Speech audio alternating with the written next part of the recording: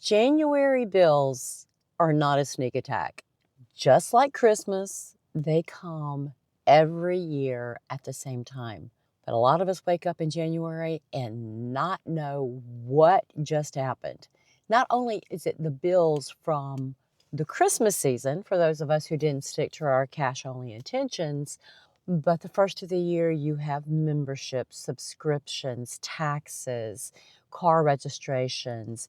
It's different in every situation, every location in the United States, but you can set your clock by it. Your homeowners association is going to want their annual payment at least by January.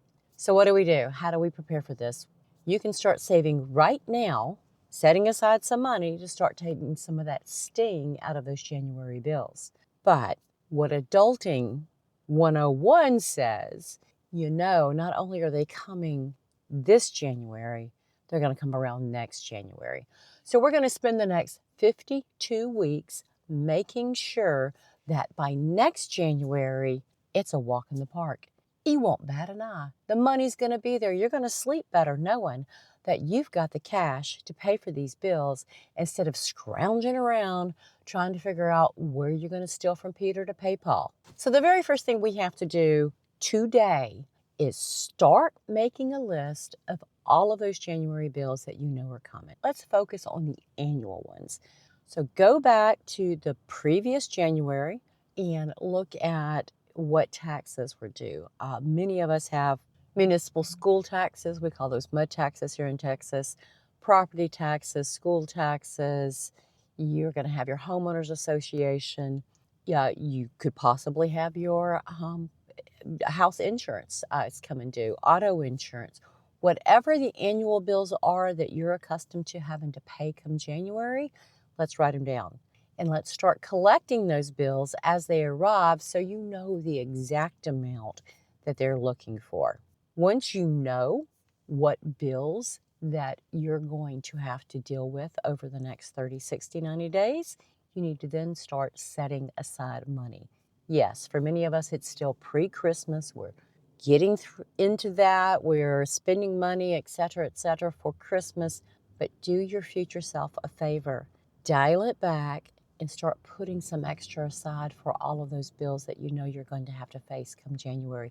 This is another motivation why you should be doing only cash this Christmas and not credit, because come January, those credit bills are also going to be haunting you.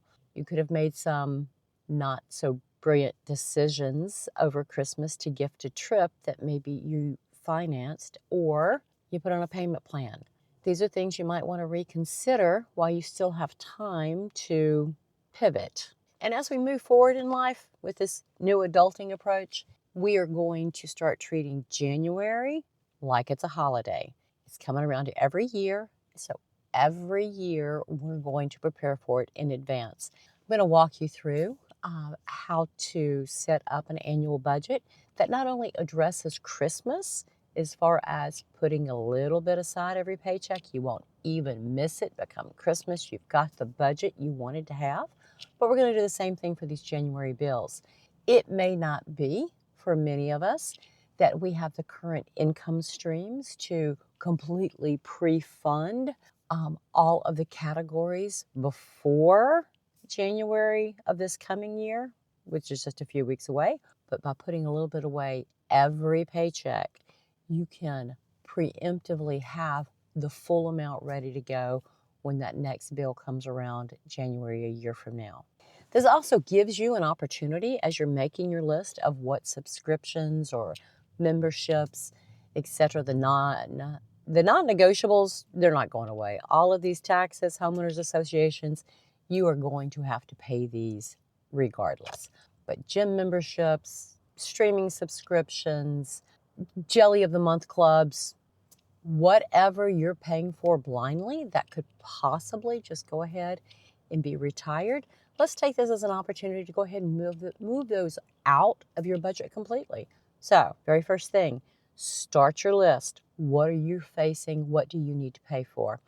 Second thing, today, this next paycheck, start putting away what you can to get in front of those January bills. $20, $50 a paycheck is going to make a significant difference. You're going to be surprised. If you can do more, great. If you are gifted any sort of income or money this year, wonderful. Put that aside.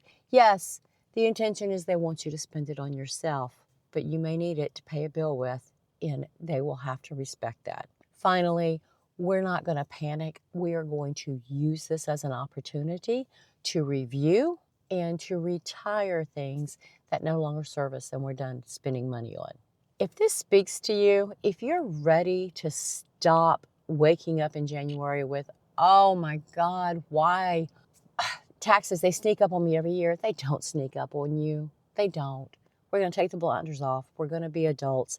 And we're never going to regret or be fearful of January again. It is time to stop that. All right, so down in the description, I've got some basic budgeting worksheets for you. I have a budgeting mini course about to be launched, so stick around for that. Y'all keep coming back on Wednesdays and Fridays. I post.